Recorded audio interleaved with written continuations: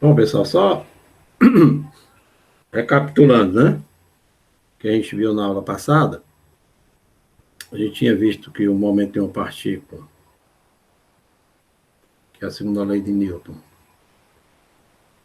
se fosse resultante, que é, para uma partícula, né, ela pode ser escrita como sendo m dv dt, e a gente viu que isso aqui pode ser escrito como dp dt.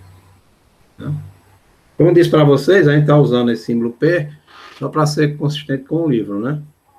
E esse P para uma partícula é mv, né? E para várias partículas, sistema, a gente viu que o momento total P ele é somatório de MVI, que eu também posso escrever como sendo DDT somatório de MIRI, né? E isso aqui é exatamente MDRDT, né, que a gente viu, que é igual a M velocidade do centro de massa, né, para um sistema de partículas, né? E que as forças externas seriam, na verdade, para um sistema de partícula, né? A gente viu que o sistema de partícula, força externa, né? Força externa total atuando numa partícula, a força resultante externa é que é responsável, né? Que ela é M dV dt, né? Que é igual a do total, né? P total dt. Então, se as forças externas forem zero, a gente viu que, né?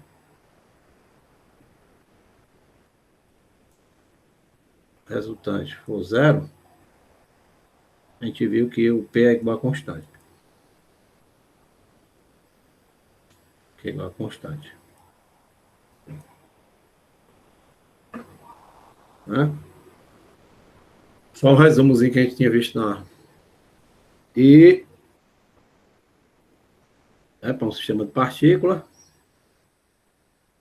Então, o que vai alterar, na verdade, o momento total é sempre as forças externas atuando no sistema de partícula, né? Aí, um exemplo disso aí, você tem colisões, né? Tem colisões. E aí, a gente viu que tem colisões, por exemplo, que dois corpos se juntam e saem com a mesma velocidade. Então, isso aí seria um chamado de choque ou colisão, né? Totalmente inelástica. E na colisão elástica, né? No caso, tem conservação da energia, né? Então, tem um processo de colisão, então eles vão, velocidade de aproximação de um em relação à outra, né? Ela se aproxima, né? Então, uma tem que ter a velocidade, né? Na direção que elas estão se aproximando menor que a outra, né? Para poder elas colidir, né? E depois elas saem com as velocidades aí, de modo que é a conservação da energia. A gente tinha visto isso aí, né? Aí tem um exemplo interessante, que até traz no livro, que seria, né, um sistema. Você tem imagina que você tem aqui um sistema, né? Com massa variável, como se fosse massa variável. O sistema todinho tem a massa constante, né? Mas um pedaço desse sistema, por exemplo, poderia pensar o foguete, ou então um balde d'água, né? Recebendo água, né? Você pega uma mangueira e bota um balde d'água, começa a encher, ela começa a receber massa, né? Aí você pode calcular um sistema desse tipo aqui, assim, por exemplo, você tem aqui no instante t, né? No instante t, você tem aqui um corpo de massa M, né? Aqui você tem um delta M, né? Esse objeto aqui estaria no instante t com velocidade v, né? E esse delta M teria uma velocidade, né? Sei lá, um Velhinha, por exemplo. Né? Então, no instante de tempo T, né? No instante de tempo T, o momento total, né? No instante T, aqui no instante T.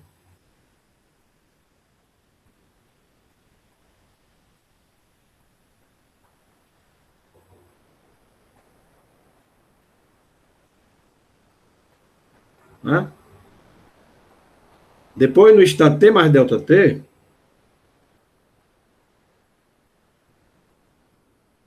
né?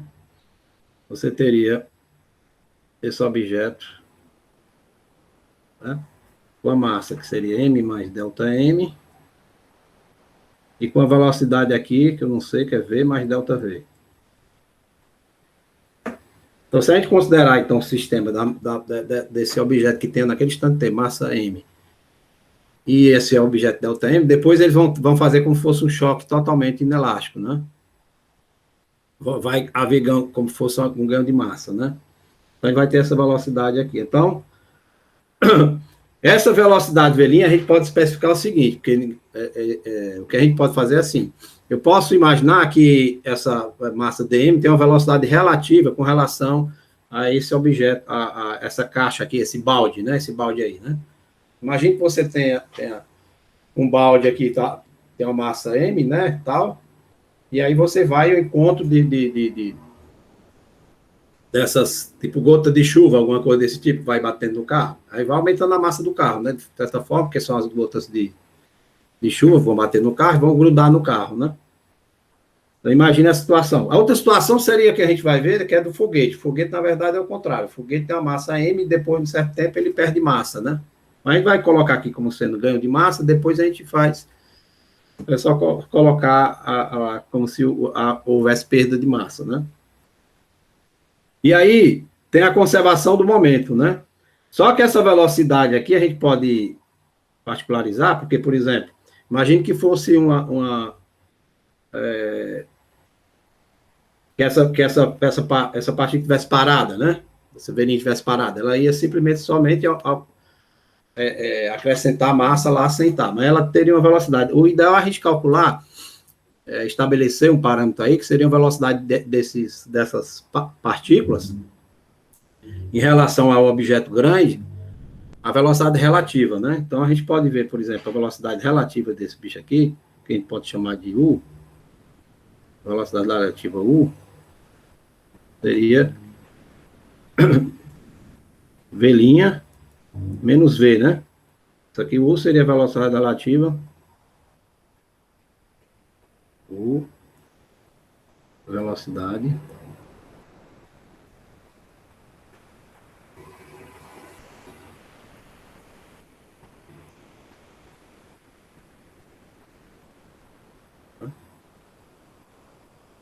Então, a gente pode escrever a velocidade daquele objeto lá, velhinha, como sendo U, né, mais V. Né? Que será a velocidade de linha desse objeto aqui. Então, eu estou usando o momento em relação a um referencial fixo, né? Então, a velocidade relativa desse objeto aqui, né, relativa a esse camarada, seria exatamente a velocidade V' menos V, né? Então, no caso, se isso aqui for o V' maior do que V, logicamente essa velocidade U seria positiva, aí esse camarada, logicamente, não ia encostar nesse aqui, né? Se V' fosse maior que V, assim. Nessa direção, né, do movimento aí. Nessa velocidade U, né? Então teria que ser uma velocidade negativa, né? Que é para poder exatamente esse objeto de massa M se encontrar com o objeto de massa delta M, né? Então a conservação do momento nos dá o seguinte.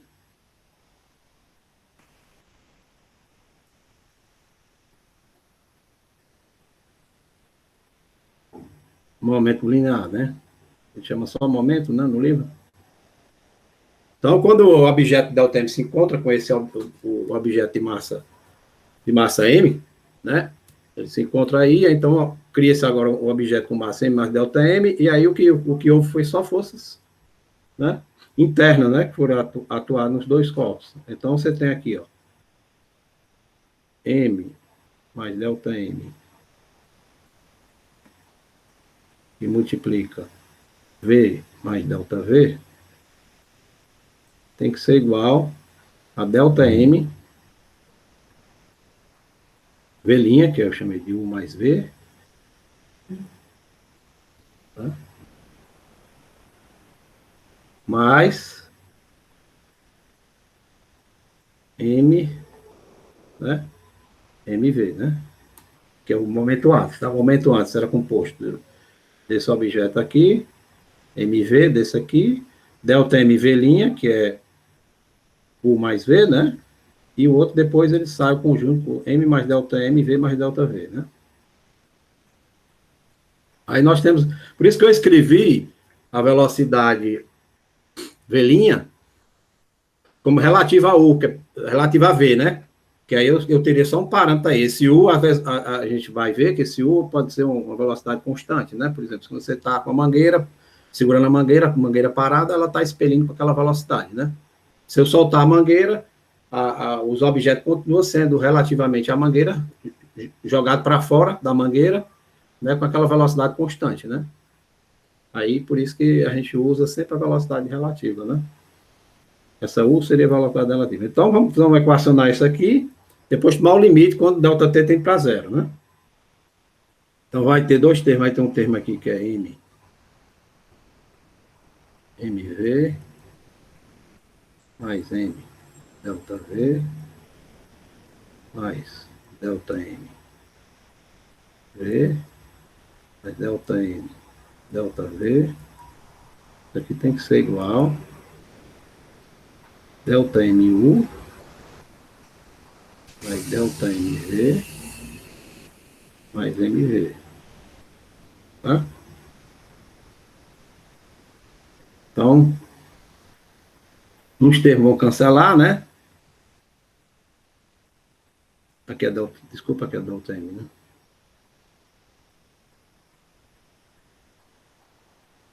Delta M, V, né?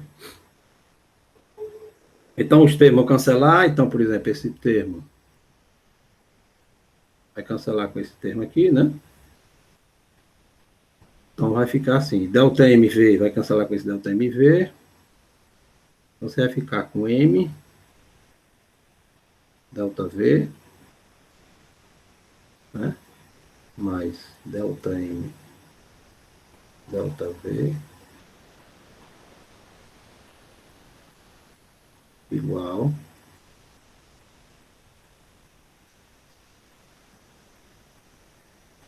MV cancelou, M delta V. Ah, ficou ainda delta MV, né? Não, delta MV cancelou, né? Ficou delta M U,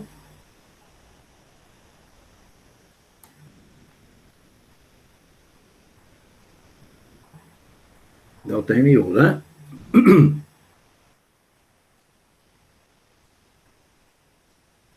Tá certo? Espera aí. Ficou M, MV, MV, mais M delta V, delta MV, delta MDV, delta MU, delta MV, mais MV, né? Cancelou.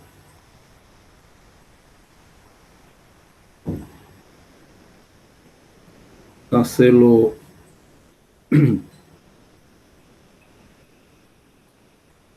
Cancelou MV com MV, delta MV, cancelou com delta MV. Né? Tá ok.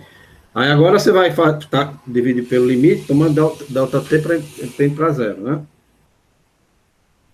Então tomando, então você fica com M dV dt, delta M V dt,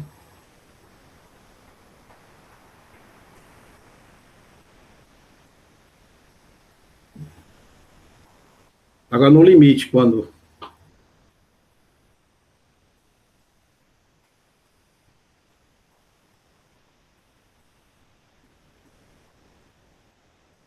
né? Então, no limite, quando ΔT tende para zero, de dV dt dá o próprio ΔV sobre ΔT, quando ΔT tende para zero, é o próprio dV dt, né? Então, isso aqui vai ficar M dV dt, né? Esse pedaço aqui vai acontecer. Aqui vai dar dV dt, mas ΔM tem para zero. Então, aqui essa é outra infinitesimal, né? Aqui, então, esse termo aqui vai para zero. E aqui a raiz dá simplesmente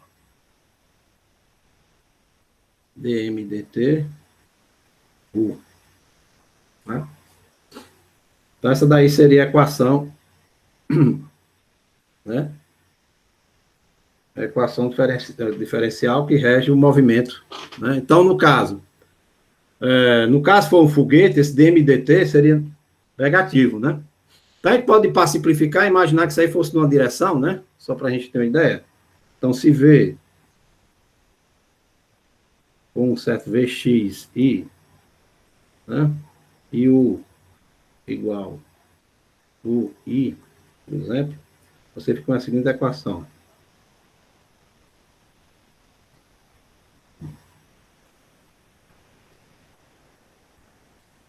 É? Esse U aí, né, como a gente viu, a gente pode imaginar que ele seja constante, né? Para facilitar, né? Então, para U constante,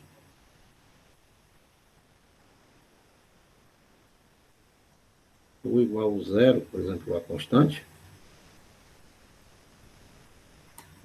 Tá? E você vê que esse U, que é a velocidade relativa, né? A gente vê, só para a gente ver, calcular, por exemplo, se o objeto tivesse parado, né? Imagine aqui, se esse objeto tiver, o foguete tiver parado, né? Certo? No caso, for um foguete, né? Então, o foguete, aqui o foguete parado, então a velocidade relativa dele, né, tem que ser, você segura o foguete e deixa deixa já a explosão do foguete lá, o combustível queimar, né? Então, teria que ter uma velocidade, teria que ser contrária, né? Negativa, né? Que seria de afastamento, né? E aí, a gente pode colocar isso aqui, né, nessa equação e resolver. Nessa equação aqui, por exemplo. Então, essa equação aqui, né, para resolver nessa equação aqui, ó, né, a gente pode calcular quanto é que vale a velocidade em relação à massa, desde que U seja constante, né? U não sendo constante já complica, né? Você fica com a equação assim. dvx, né? dvx é igual a dm sobre m vezes U, zero, né? O zero sendo constante. Então, você pode integrar de uma velocidade, né, inicial V0 até uma velocidade V, então você fica V menos V0, V0, isso aqui vai dar U0, e aqui vai dar logaritmo, né? Então, imagine, isso aqui é da ln, né? Vamos supor que a massa inicial seja M0, aí depois da massa M, né? Então, ficaria o logaritmo de M sobre M0, né? Tá? Então, você pode tirar quanto é que vale o Vx.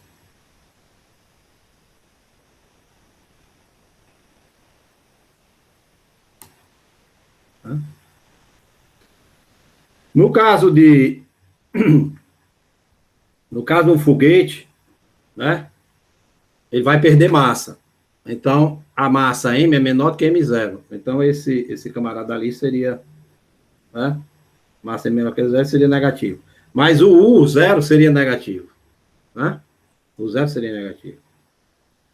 E aí você teria, né, que a velocidade vai aumentar, né? Porque esse termo seria negativo. Esse termo negativo, né? Então, você pode calcular. Então, no caso da massa, então, no caso seguinte, se M foi igual a um M0 menos μt, né, por exemplo, T igual a zero, então ela está diminuindo. O interessante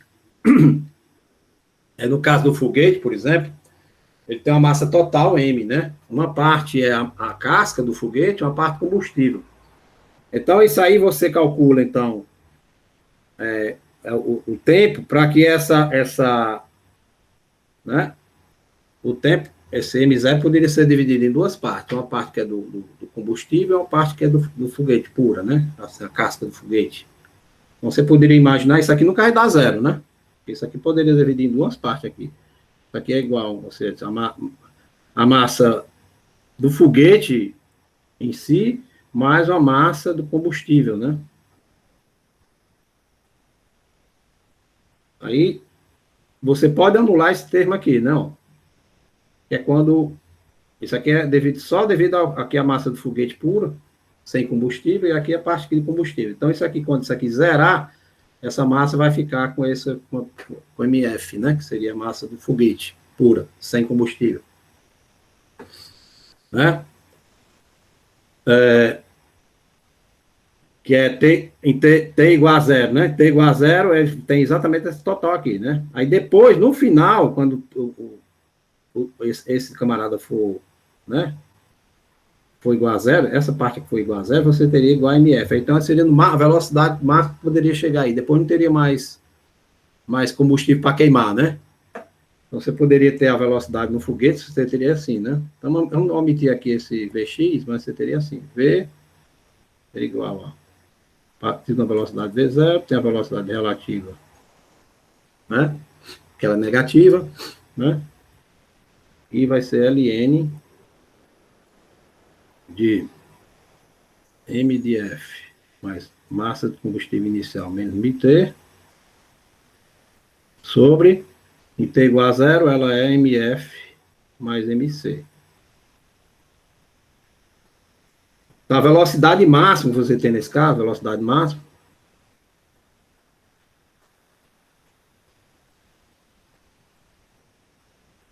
será quando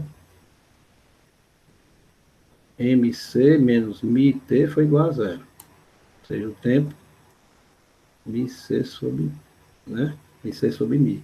E aí você teria a velocidade máxima igual a V0, o zero, Ln da fração MF sobre o peso total, né? Peso total inicial, que era MS mais a quantidade de combustível que tinha, né? Certo? Aí seria a velocidade máxima que o foguete iria atingir, né? Ele, logicamente, ele estando só com essa força. Então, quando você vai fazer um foguete, né? Quer que suba, depois a gente vai ver como é que fica sob a ação da gravidade, né? Aí, você tem que ter um combustível que tenha uma velocidade relativa muito grande, né? Que é esse termo aqui. Aqui, na verdade, isso aqui é esse termo, como eu falei para vocês. Esse U0 é negativo, que é você colocar o foguete parado, né? A velocidade tem que ser assim, contrária, né? Ela é negativa, desde que você colocando o eixo do X na direção para a direita, mostrando. Então, tem que ter uma quantidade muito grande disso aqui, né? Arranjar um elemento que a explosão dê uma velocidade relativa alta, né? Para fora, em módulo, né? E uma certa quantidade de combustível, né? Mas aí não pode ser muito grande, né? Aí o que faz, se o combustível for muito grande, né? Essa quantidade seria grande demais, então você vê que daria, né? Não pode também isso aqui ser muito grande, né? Aí se equaciona, por isso que o pessoal faz, às vezes, o foguete com estágio, para diminuir a massa, né? Porque aumentar isso aqui, né? Então, aí você consegue aumentar essa velocidade máxima, né? Ok? Alguma pergunta aí sobre esse...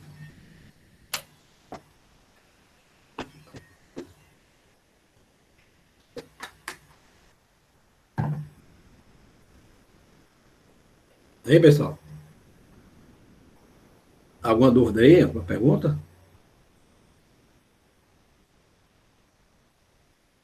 Não.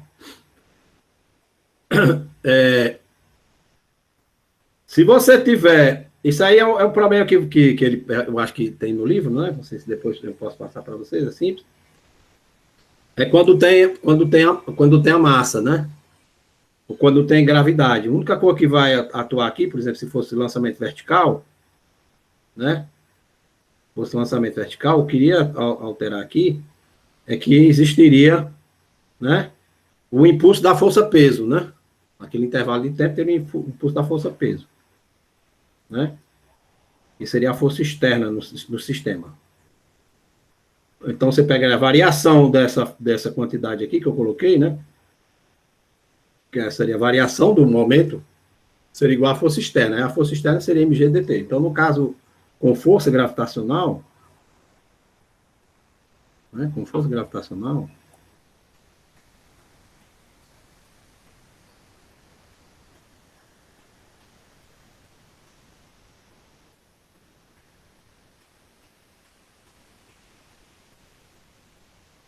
no caso de força gravitacional, você teria simplesmente assim, m mais delta m. V. V mais delta V. Menos o momento, né, inicial, que é M U mais V, menos delta M. Delta M, né? MV teria que ser igual a MG delta T, né? Que é a força externa que está atuando né? Força externa. Tanto na partícula de massa delta M, teria a ação da gravidade, como na massa M, de modo que o total dá esse camarada aqui, né? Então, você pode fazer o limite que delta T tem para zero, aí você vai obter exatamente essa equação aqui, ó. Que seria M dV dt, né?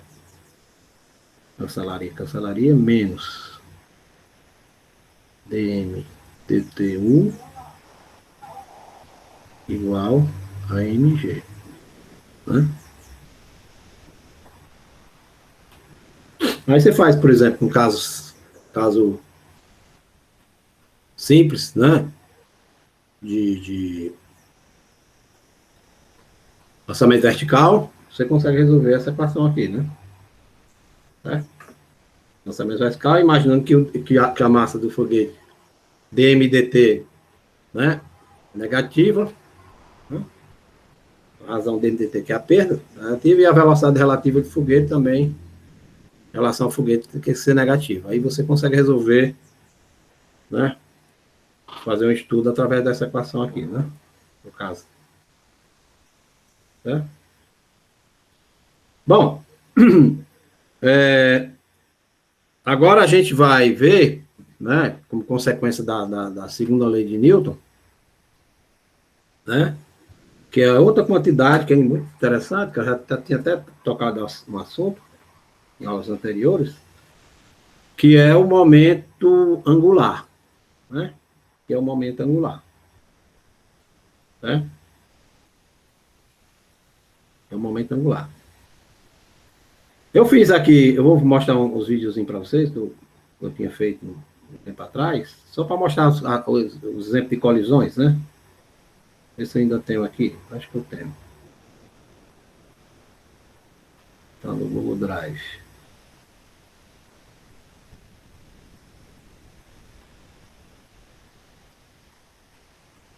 GIF de física. Tem a colisão, tá aqui, uma colisão aqui, ó. Tipo de colisões aqui, ó. Ó, aí é uma colisão. Essa colisão aí é uma colisão inelástica, não? Você vê que os dois corpos, né? O corpo vem, que é o caso daquele do foguete, né? Mas a vermelha sendo o delta M, né? Está se aproximando do foguete. Logicamente, aí o foguete está parado, né? No caso aí seria, né? Ou então a partícula ΔM está parada e o objeto está se aproximando, né? A massa resultante seria a massa total, né? Que é aquele M mais ΔM seria esse caso aí, né? Choque completamente inelástico. Aí tem um caso que é uma colisão. Deixa eu ver aqui essa colisão aqui. Pronto, essa daqui, ó. Isso aqui é outro tipo de colisão aí, ó. Só que essa daí não é mais uma colisão em que o movimento vai permanecer na linha, né? Então você vê que eles sairiam, não, um está no movimento retilíneo, depois passa para outra. Então houve uma força aí. Então esse é o exemplo de chamado de choque não frontal, né? Ou colisão não frontal. Quando a colisão é frontal, né? A velocidade permanece, as velocidades dos objetos permanecem na mesma linha que une os centros dos objetos. No caso de esfera, fica mais simples de entender. Você tem os dois centros da esfera, então o movimento se dá ao longo da linha que une os dois centros da esfera. Você vê que aí, nesse caso, ele veio. Esse caso aí é exatamente o seguinte, ó. Eu desconsiderei o atrito entre as superfícies das duas bolas, né? Então não há atrito entre a superfície da bola, né? Uma bola estava parada, então só houve força normal atuando, né? Entre as superfícies. Então as componentes tangenciais aí, como eu tinha falado na aula passada, elas permanecem a mesma, a componente tangencial, né? Então a componente tangencial aí da bola laranja vai continuar sendo zero, né? Só que ele vai ter só a componente normal. Então, por isso que ele sai nessa direção. E a outra, né? A componente tangencial ficou a mesma, né? A componente tangencial ficou a mesma. E nesse caso aí, a componente normal da vermelha, na direção de choque, ficou o zero. De modo que eles saem formando um ângulo 90 graus. Duas velocidades formando um ângulo 90 graus. Né? Aí o outro caso seria, não sei se eu tenho aqui, era de exatamente quando bate e volta, uma com a velocidade relativa em relação a outra menor, não seria um choque completamente inelástico, mas eu acho que não estou com ela aqui não. Não tenho não. É? Pronto. Vamos voltar aqui para... É? Beleza, né? Então, na aula passada que eu coloquei, ali naquele caso ali, as duas vão se aproximando, então só tem componente normal, né? Então, na componente de força normal. Então, as componentes tangenciais, como eu tinha falado na aula passada, sempre, nesse caso, não contendo atrito entre as superfícies de contato, de colisão, as componentes tangenciais ficam sempre a mesma, né?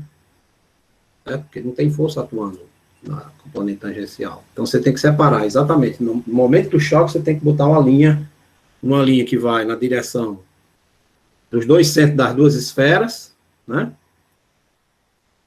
Essa é onde estaria a força normal de colisão, que vai atuar entre as duas partículas, e um eixo perpendicular, né? Um eixo que seria exatamente o eixo que passa tangencialmente no contato das duas esferas. Então, a velocidade lá relativa das velocidades tangenciais permanece a mesma. Aí você pode fazer o cálculo direitinho. Depois eu faço um exemplo, né? Eu resolvo para vocês esse exemplo aí, né? Do caso de duas esferazinhas colidindo dada uma velocidade. Vou fazer um exemplo para vocês depois, né? Agora vamos para a parte que é importante, que eu falei, que é o chamado momento angular, né? Aí ele representa uma letra L, né? Então, se a gente pensar, né, pela segunda lei de Newton, né, a força né? A força resultante para uma partícula, né? mdv/dt. Né? Então, usando os truques das equações de Newton, se eu multiplicar, né, no caso, para obter o momento foi simples, foi só reescrever esse camarada aí. Né? Eu posso fazer também assim, não? Eu posso reescrever isso aqui assim. Vamos pegar o produto vetorial de R com F de R. Então, isso aqui vai dar M VDT, né?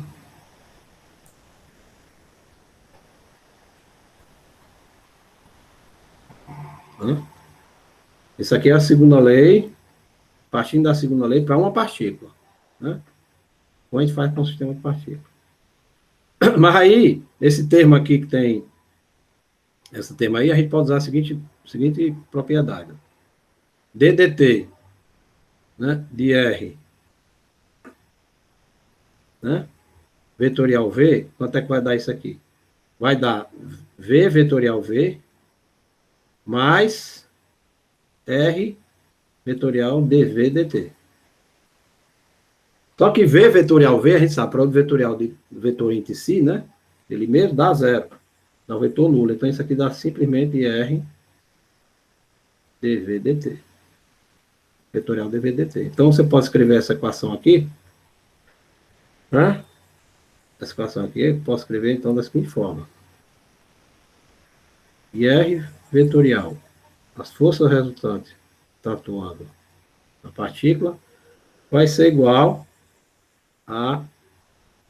Né? Aí eu posso escrever, então, como a massa, eu estou falando de uma partícula, então, a ddt e m é vetorial v. Né? Isso aqui, logicamente, o mv, a gente sabe que é o momento p da partícula, a gente pode escrever também dessa forma, ddt e r vetor p. Né? Da partícula. Bom, aí consequências disso aí. Essa nova quantidade aí, que vai aparecendo aí, R vetorial FR, né? A gente introduz, então, um novo conceito, que é o torque, né? Então, o torque isso aqui a gente pode chamar de torque das forças resultantes.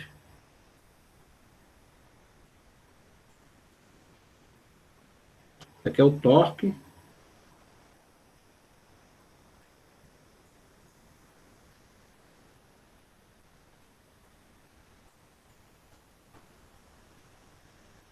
contra a força resultante, né?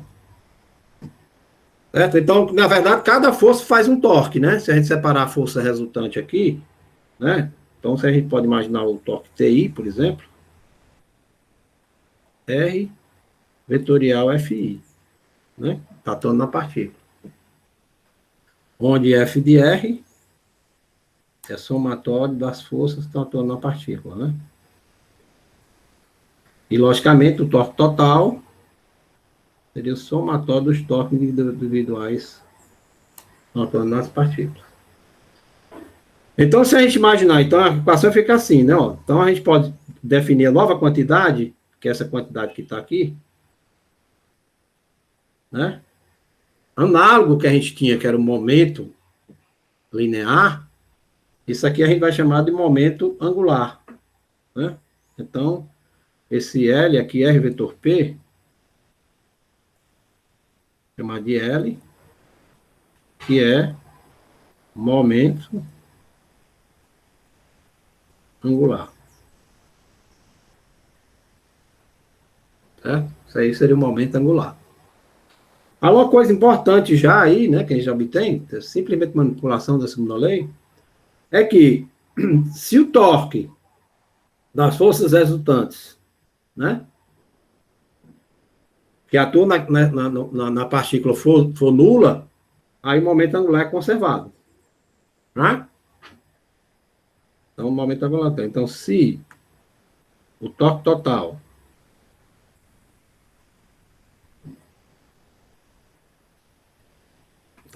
for zero, ou vetor nulo, então dl dt é igual a vetor nulo, então implica que L que é constante, né?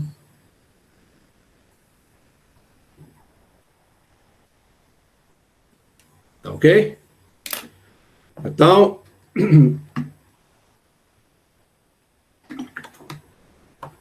deixa eu só colocar, carregar que tá acabando a bateria.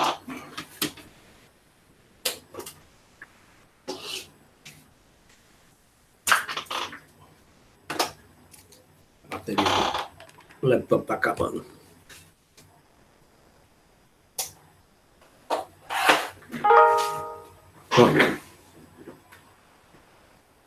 Certo?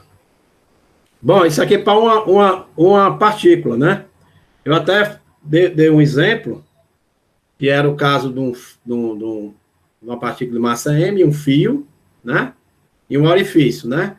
E aí você bota ela para girar, né? Aí você for puxando o fio, né? O fio vai ser sempre, né? Sempre na direção, apontando, a tensão do fio é sempre apontando na direção do orifício.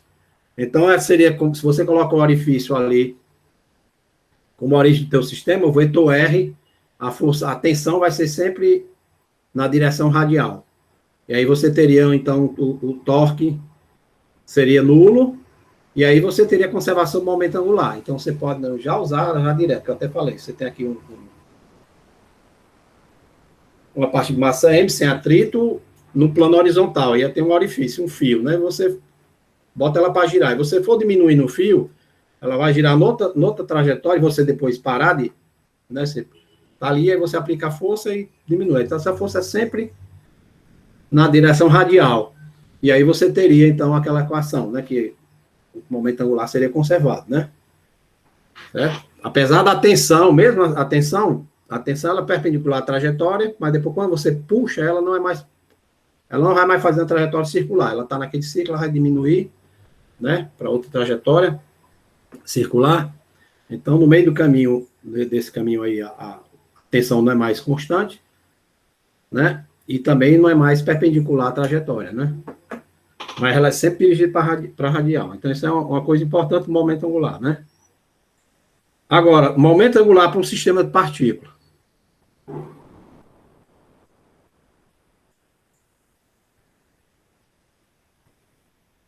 De um sistema de partícula.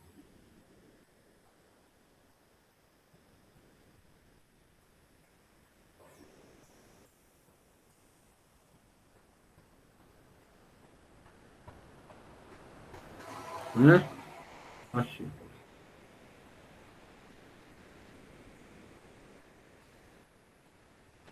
Então, na verdade, vamos supor, então você faz aquela mesma coisa aqui no nosso sistema nosso origem sistema, posição da partícula MI, né? Então, imagine tem partículas, né? E, logicamente, as vão interagir entre si, né? Então, a gente tem, né? Para essa partícula aqui, você tem MI, né? Que é o momento PI dela. Em termos da equação do movimento, ficaria assim, né? Em termos de momento, né? Ficaria assim, logo. Do momento linear. Então, ficaria dPi dt, né? Variação do momento linear da partícula com relação ao tempo, segundo a lei de Newton.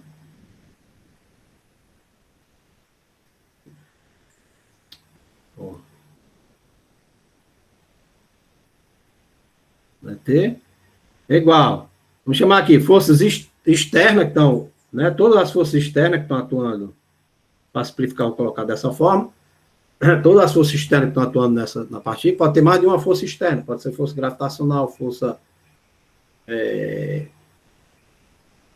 gravitacional, pode ser um campo magnético aí, ela sendo carregada, né? Mais as forças internas, né? Então, as forças internas seria somatório, IF de J, somatório em J. Então, todas as outras partículas, né? Então, aqui, sei lá, aqui seria RJ, MJ, né? E aqui seria a interação das forças que estão, né, atuando F e, né, e F que J faz em I, né, F de J. A força em I devido à partícula J, né? Pela segunda lei, a gente sabe que ela, né, um é contrário à outra, né? É bem direção e sentido. Vai considerar exatamente isso aí. Então, se for calcular, então, o torque, né? Usar a segunda lei, né? Para, em relação à origem O, né? Você vai ficar com a seguinte equação, né? RI, vetorial, dPi, dt, é igual a RI, vetorial F, externo, I, mais somatório em J, e aí, vetorial F de J, né? Como é da partícula aí, o PI é MIV, né? Então isso aqui eu posso escrever ou DDT GLI, né? Usar. Seria igual o torque das forças externas, né? A partícula aí.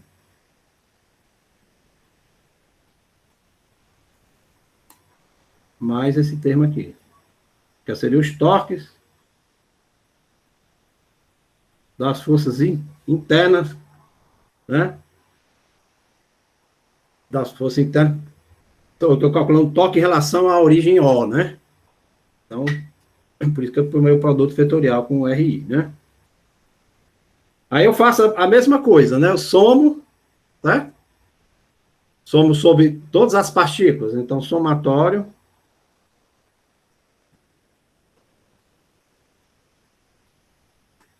sobre todas as partículas vai ser somatório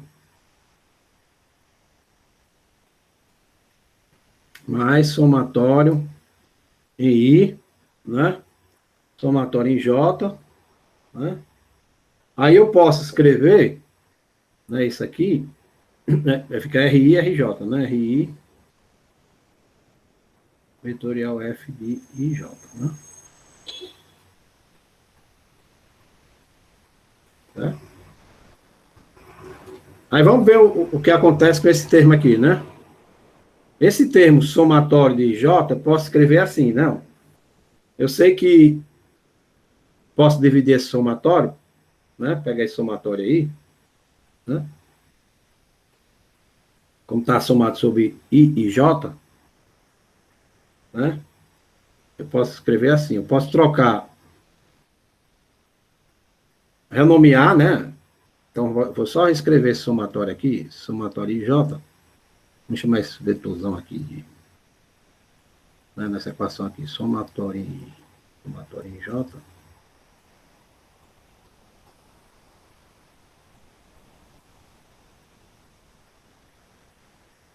Mas eu posso somar, não, novamente trocar o I por J, né? Então eu posso escrever simplesmente somatório assim, 1/2 de somatório em I, somatório em J,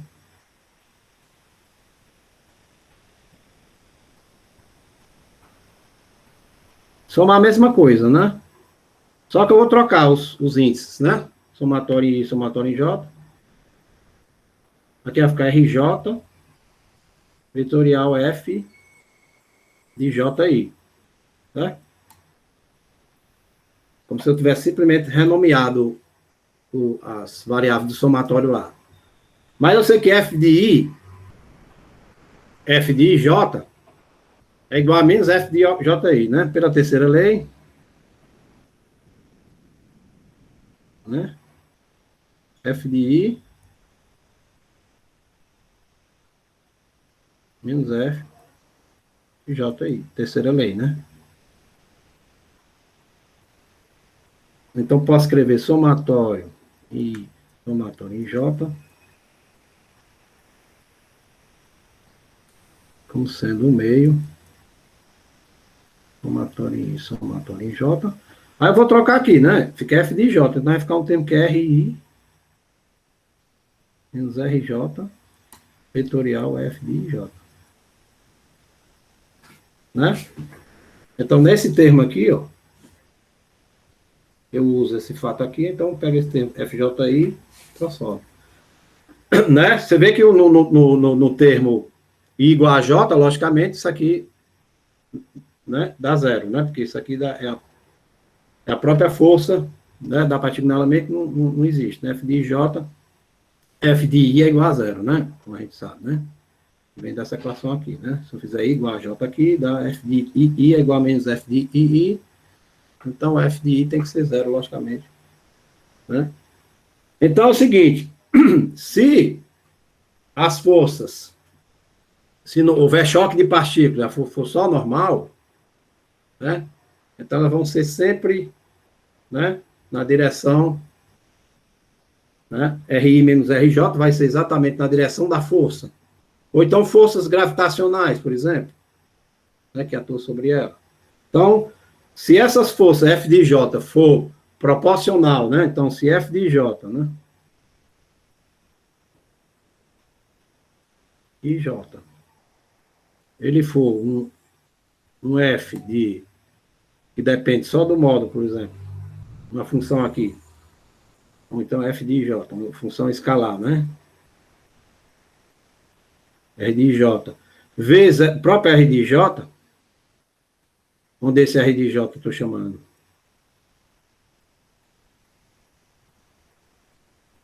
RJ, né? Aí você teria que R de J vetorial F de J seria igual a zero, né? E daí você teria dl dt seria igual ao torque total externo atuando no sistema, né? Onde agora o L, né, é a soma dos momentos angulares em relação ao teu sistema fixo, né? Tá? Bom, aí dê uma olhada aí e tal. Passa a presença de vocês aí, que eu vou dar um tempinho aí de 10 minutinhos aí, viu? Coloca a presença de vocês.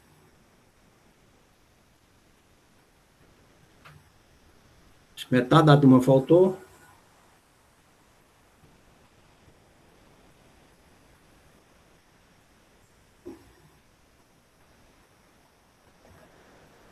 Pronto, então daqui um pedacinho vocês depois perguntar alguma dúvida, depois quando retornar, viu? Vou interromper a gravação.